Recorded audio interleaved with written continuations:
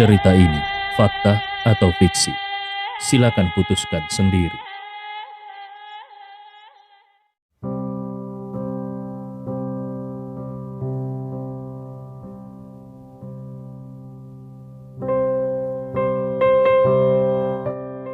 Sejak tadi Albert sudah menunggu di luar ruangan. Tentu saja dia bisa mendengar kata-kata Andi di dalam ruangan dan tahu apa yang terjadi setelah Dr. Fajar meminum obat dari Andi Rewa. Sejujurnya dia merasa sangat iri. Hanya saja dia cukup tahu diri. Orang seperti dirinya yang merupakan masyarakat biasa tidak bisa duduk satu meja dengan para orang-orang penting itu. Jadi bagaimana mungkin dia bisa memenuhi syarat untuk menerima hadiah obat dari Andi Rewa?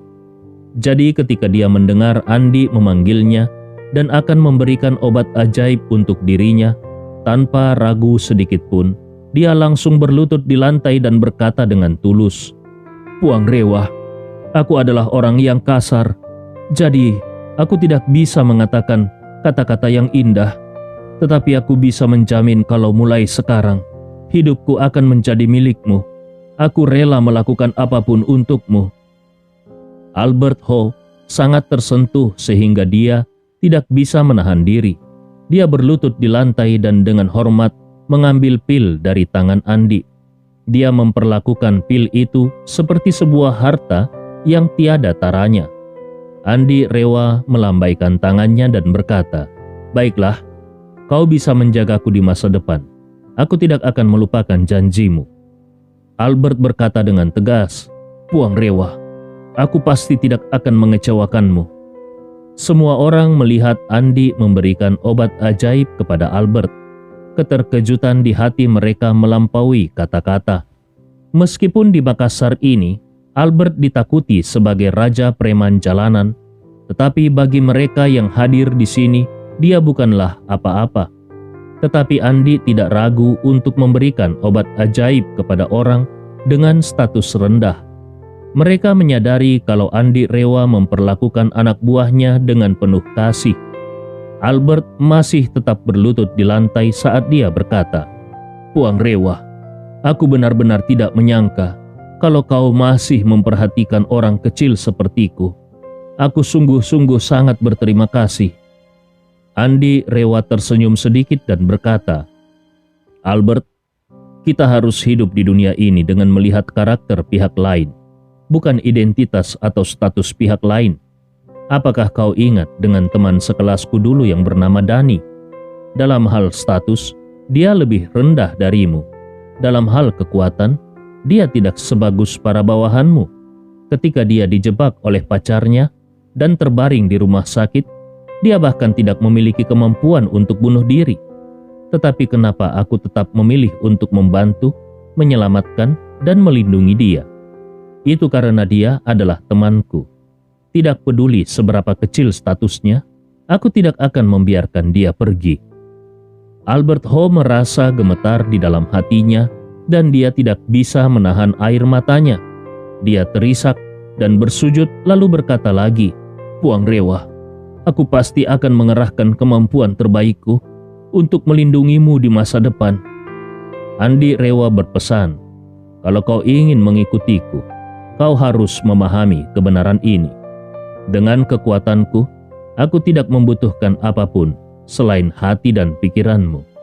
Selama kau melakukan sesuatu untukku dengan ikhlas dan tulus, aku pasti akan membuatmu makmur seumur hidupmu." Andi Rewa mengatakan ini dengan sungguh-sungguh. Dalam hal kekayaan, dia memiliki puluhan miliar dolar uang tunai dan ratusan miliar dolar aset perusahaan.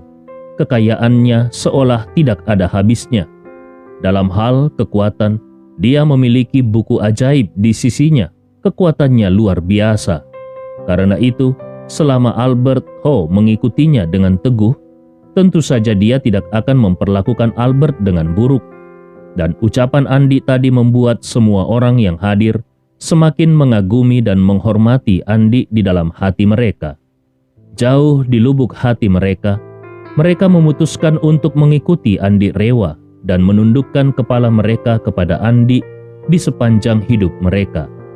Pada saat ini, Zeke Harun mengeluarkan kunci gelang pintar dan berkata kepada Andi, "Tuan Andi, ini adalah kunci gelang pintar untuk mobil sport import edisi khusus. Mobil ini kubeli di International Auto Show. Pameran mobil akan resmi dimulai besok dan kau bisa langsung mengambil mobilnya." Mobil sport edisi khusus yang diberikan oleh Zeke itu biasa dibanderol dengan harga sekitar 40 juta dolar. Andi Rewa belum sempat menanggapi, namun Hamzah sudah buru-buru mengeluarkan kunci gelang pintar juga. Dia berkata, "Kebetulan sekali Tuan Andi, aku juga memesan mobil sport untukmu di pameran mobil. Tetapi aku memesan Aston Martin 177 edisi terbatas. 177 edisi terbatas Aston Martin juga dibanderol dengan harga 40 juta dolar. Andi benar-benar tidak menyangka kalau kedua orang ini akan sama-sama membelikannya mobil import.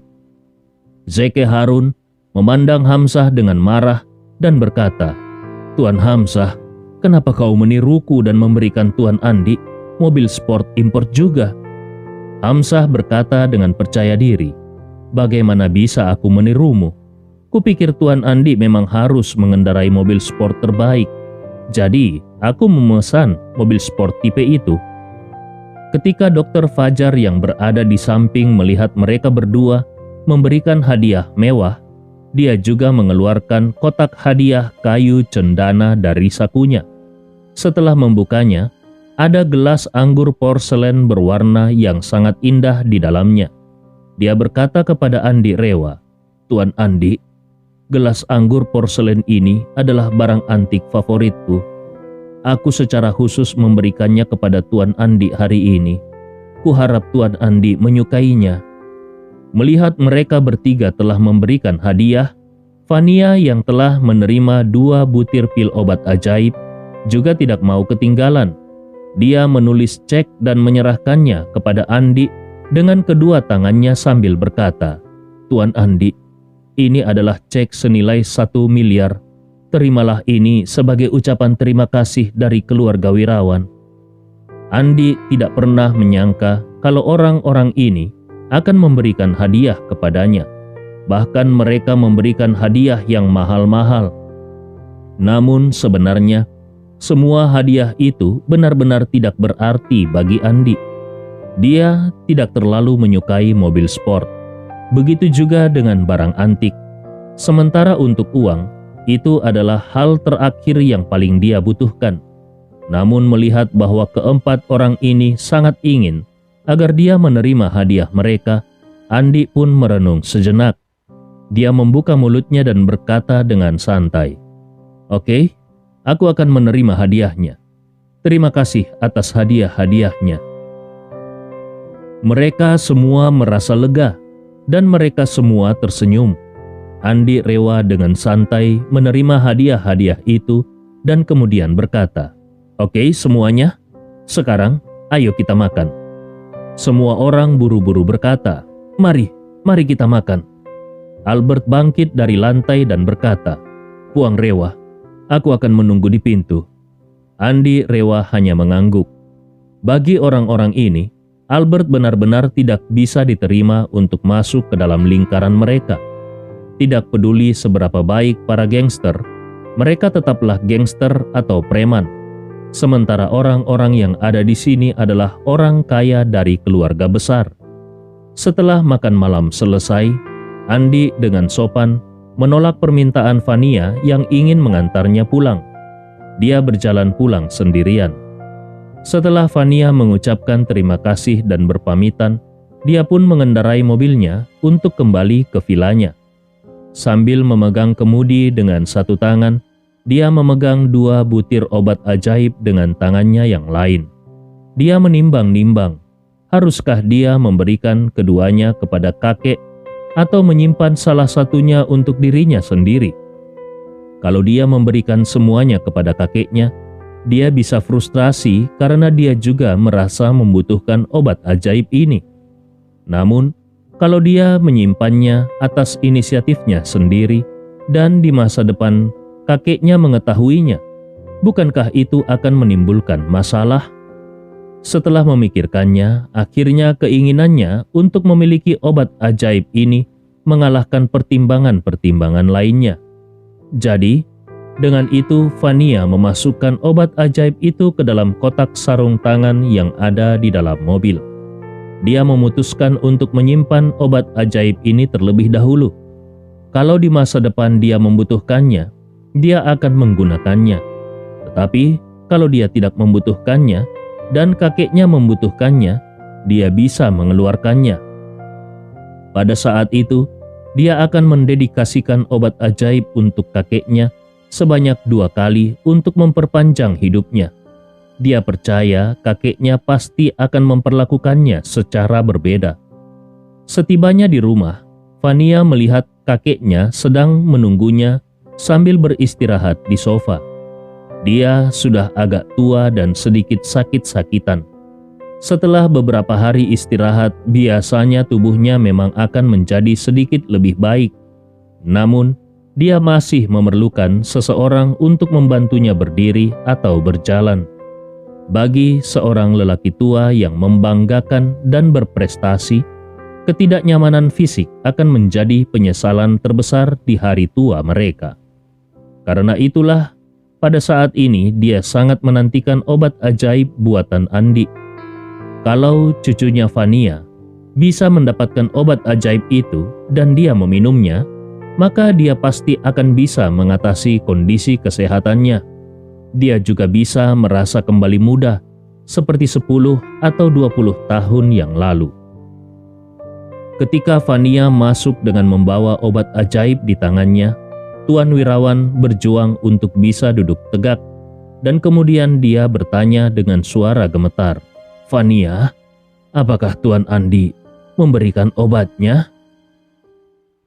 Fania mengangguk, lalu dia memperlihatkan obatnya dengan kedua tangannya dan berkata, "Kakek, ini adalah obat ajaib yang dibuat oleh Tuan Andi. Kakek harus segera meminumnya dengan cepat." Tuan Wirawan berkata dengan bersemangat, Oke. Lalu kemudian dia bertanya, "Apakah Dr. Fajar sudah meminumnya?" Fania mengangguk dan berkata, "Dr. Fajar meminum setengah pil sesuai dengan instruksi Tuan Andi, dan semua luka serta penyakit lamanya langsung sembuh saat itu juga." Ketika Tuan Wirawan mendengar ini, dia langsung bersemangat dan berkata dengan gemetar, "Ini benar-benar luar biasa. Ayo, siapkan air untukku. Aku ingin meminum obatnya." Pelayan di sebelahnya segera membawa segelas air. Semua keturunan keluarga Wirawan berdiri di depan Tuan Wirawan. Mereka ingin melihat saat keajaiban terjadi. Saat ini semua keturunan keluarga Wirawan berharap agar Tuan Wirawan bisa hidup beberapa tahun lagi.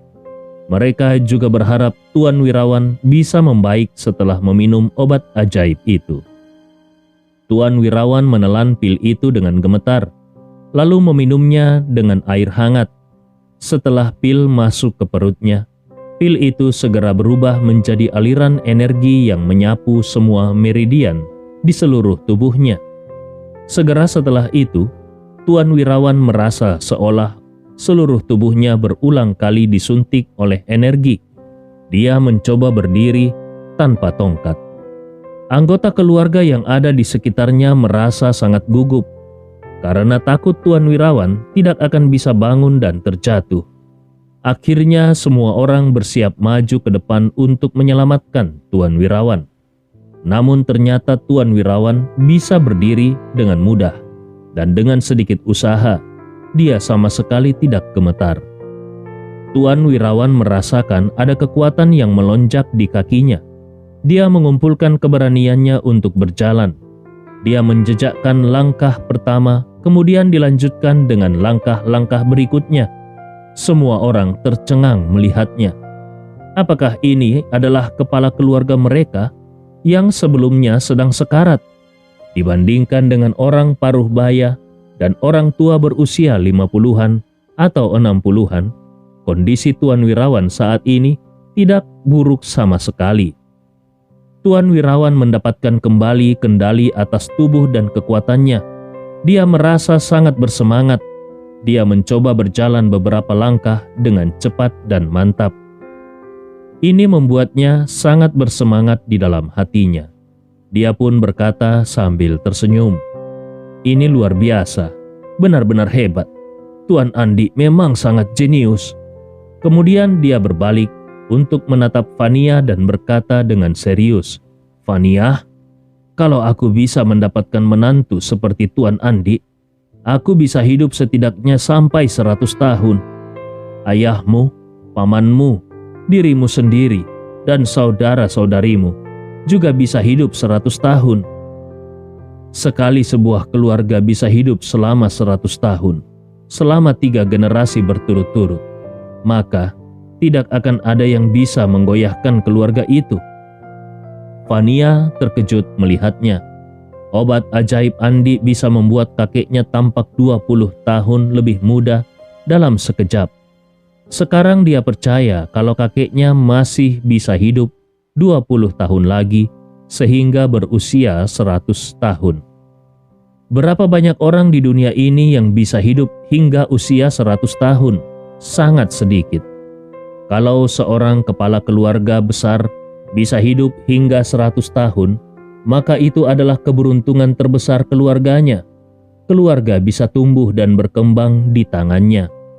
Namun, begitu kepala keluarga mati, keluarga bisa langsung jatuh ke dalam pertikaian sekelompok naga tanpa pamrih.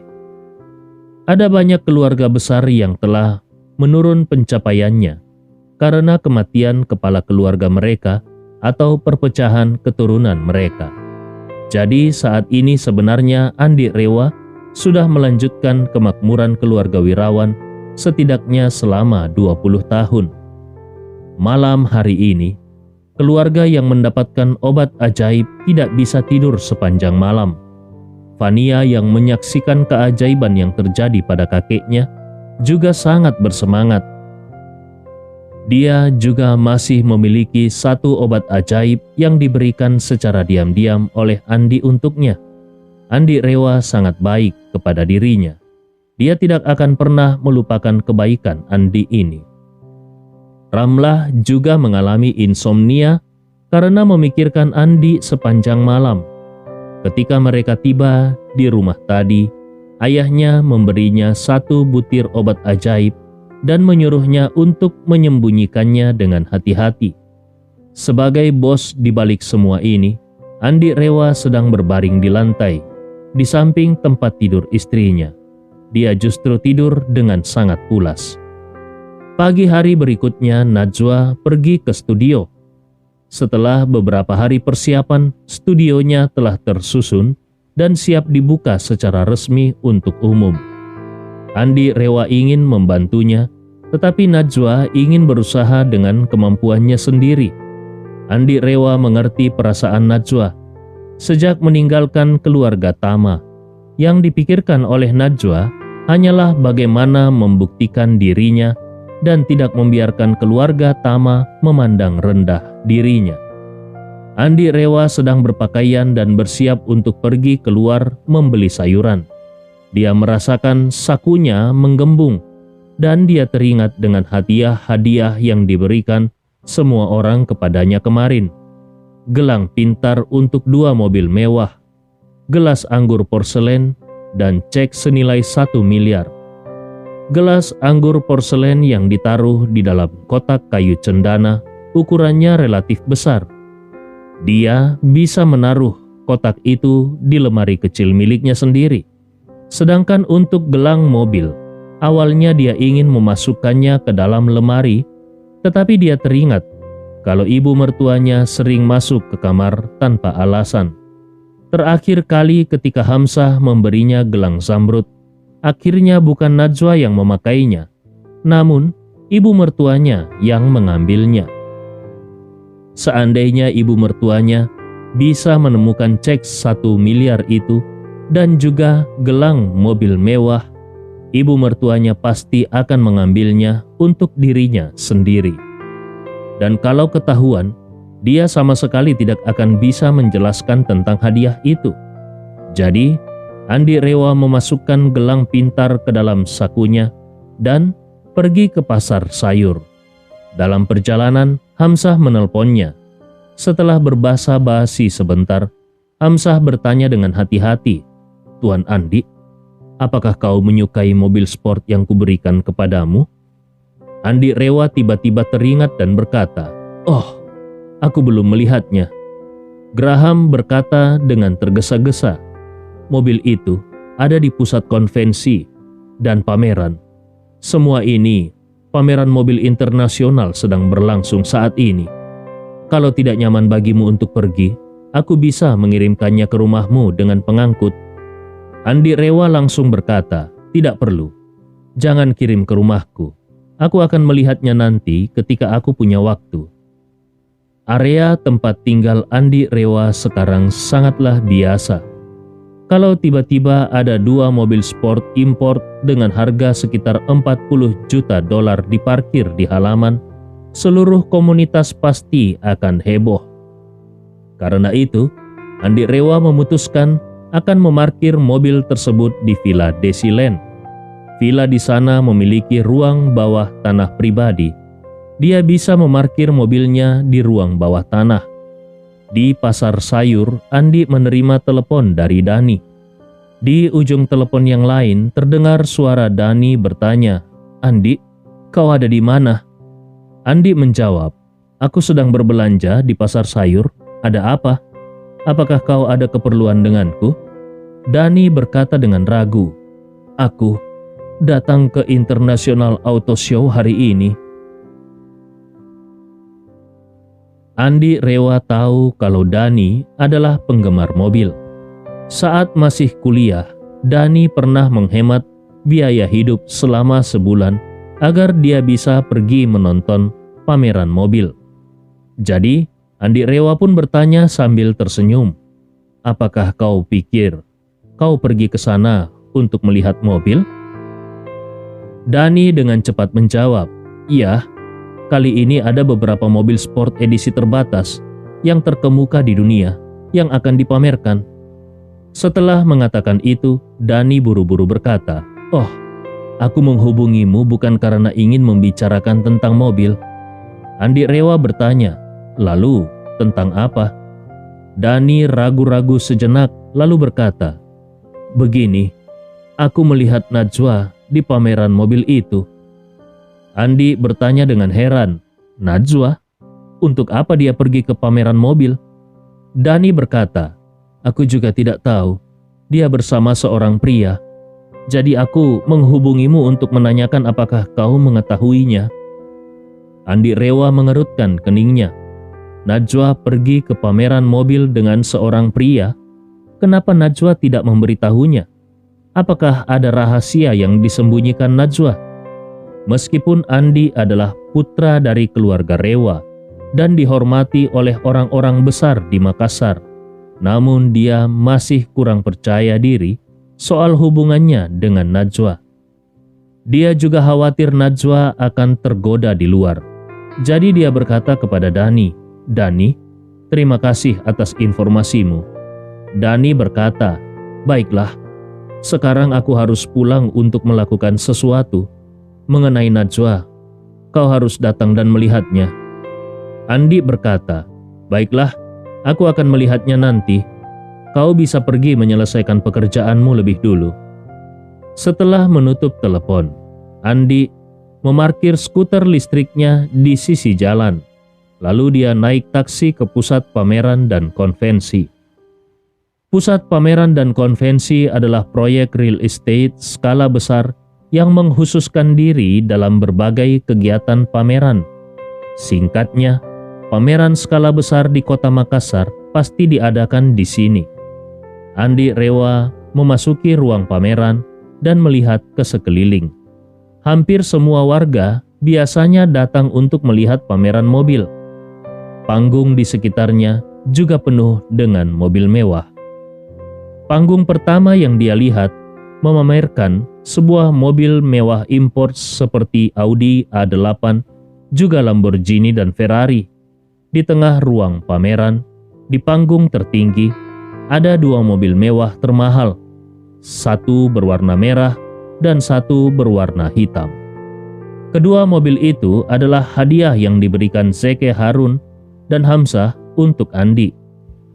Kedua mobil ini juga merupakan dua mobil super mewah di akhir seluruh pameran mobil.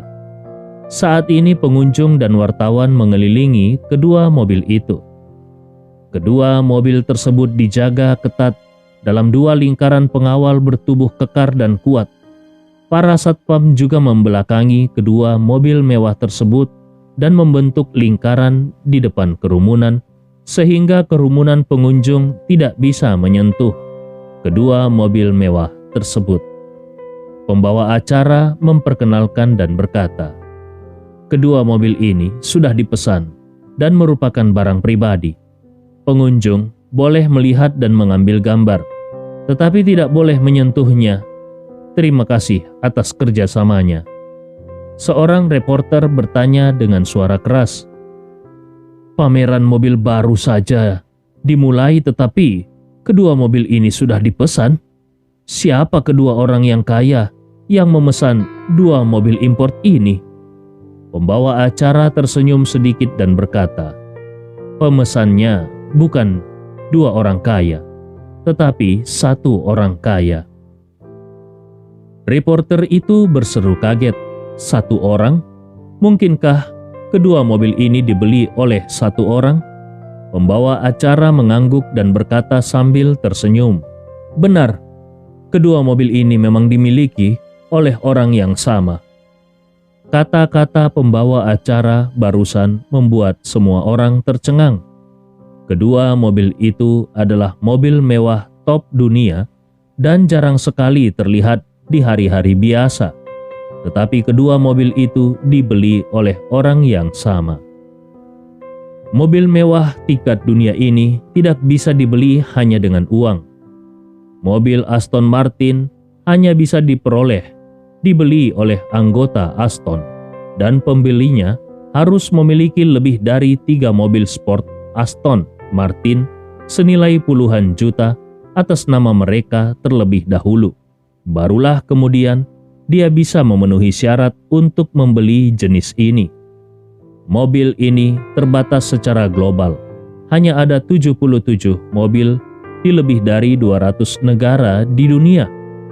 Pembelian mobil sport edisi khusus Bugatti Veyron Hermes bahkan lebih sulit lagi, karena Bugatti sendiri melayani orang-orang kaya top dunia dan kustomisasi bersama Hermes cukup mahal. Kedua mobil ini dibeli oleh orang yang sama dari Makassar. Ini menunjukkan kalau identitas dan status orang itu pasti sangat kuat dan mengejutkan.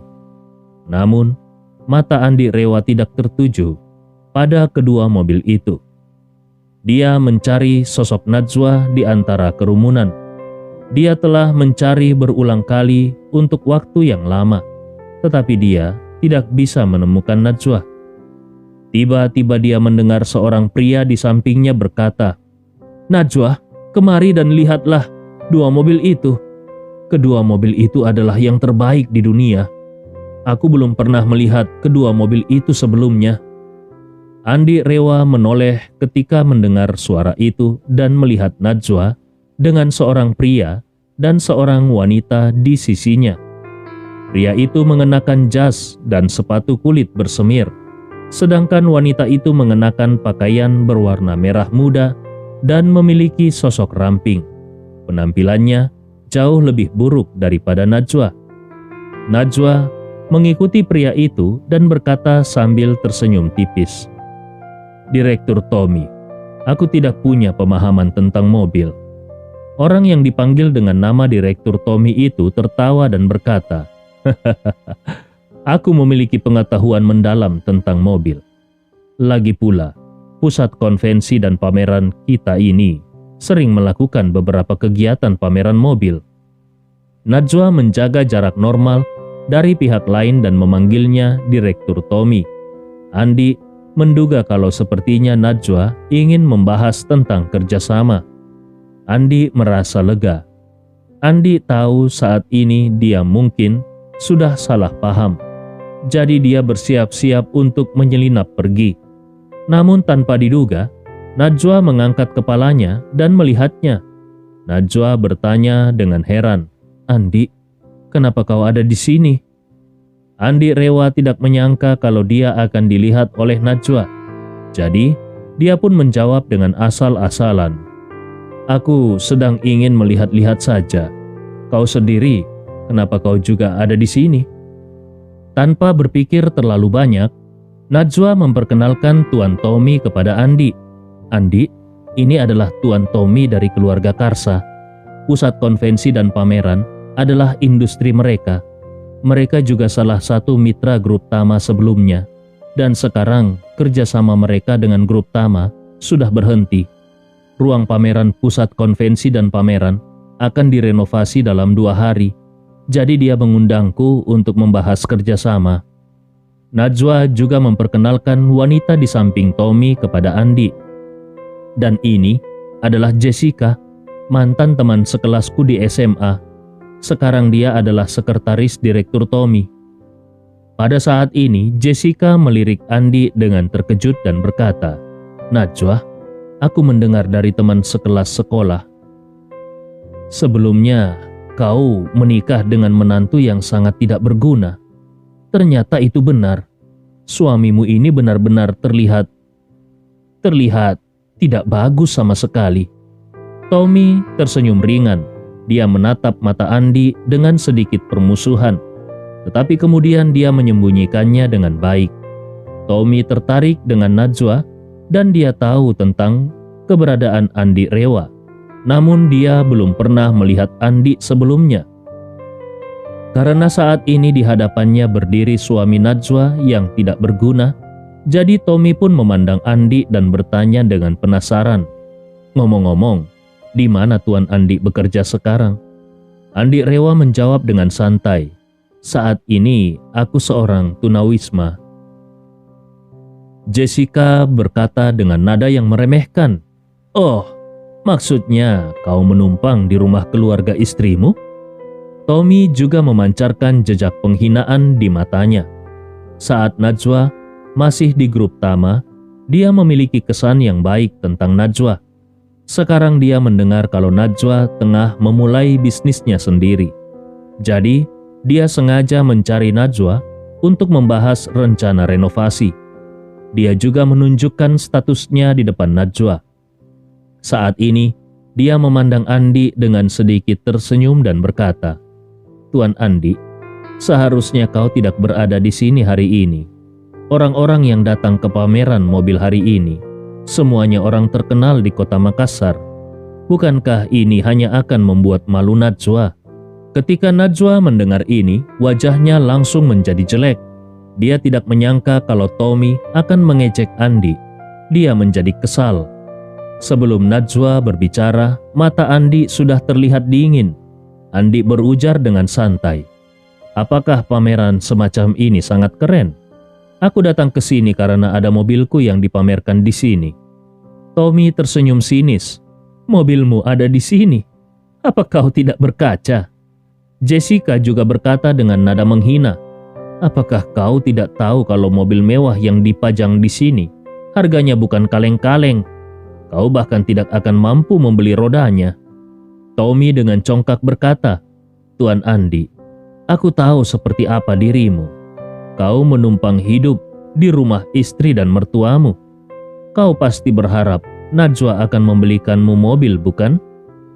Najwa berkata dengan wajah dingin, "Tuan Tommy, Andi tidak membutuhkanku untuk membelikannya mobil. Justru Andi lah yang membeli mobil yang aku gunakan saat ini." Tommy tertegun sejenak. Dia tidak berpikir kalau Andi Rewa mampu membeli mobil dan memberikannya kepada Najwa. Jessica yang ada di samping memandang Andi sambil tertawa menghina dan mencibir. "Kau masih bisa membelikan Najwa mobil?" Lalu dia menoleh dan bertanya pada Najwa, "Najwa, mobil seperti apa yang diberikan suamimu? Mungkinkah itu Cherry QQ?" Najwa berkata, "Andi membelikanku 2 mobil, BMW 520 untukku dan BMW 530 untuk ayahku." Jessica berkata dengan wajah ragu, "Aku tidak menyangka Suamimu punya uang untuk membeli 2 mobil. Tommy menggelengkan kepalanya dan tersenyum menghina. BMW 520? Di keluarga Karsa, mobil semacam itu dikendarai oleh pelayan. Mobil itu tidak cocok untukmu, Najwa. Segera dia menatap Andi dan berkata dengan dingin, Andi, BMW 520 itu sangat murah. Sementara mobil mewah di sini semuanya seharga jutaan dolar. Kemewahan murah. BMW seri 5 tidak memenuhi syarat untuk masuk ke sini. BMW terakhir yang bisa masuk di sini adalah BMW 740. Di pameran mobil ini juga ada 2 mobil sport mewah top dunia. Kau bisa membuka matamu dengan baik kali ini. Andi Rewa tersenyum ringan. Dia menunjuk ke arah 2 mobil mewah di panggung teratas dan bertanya, Kau mengatakan kalau itu adalah mobil mewah yang tidak mampu kubeli? Sekarang aku ingin bertanya, apakah kau sendiri mampu membeli 2 mobil sport mewah teratas di dunia itu? Tommy mencibir, di showroom ini, aku mampu membeli semua mobil lain, kecuali 2 mobil itu. Bagaimana denganmu? Aku ingin tahu, mobil mewah mana yang kau sukai? Aku yakin kau tidak akan mampu membelinya. Cerita ini fakta atau fiksi? Silakan putuskan sendiri.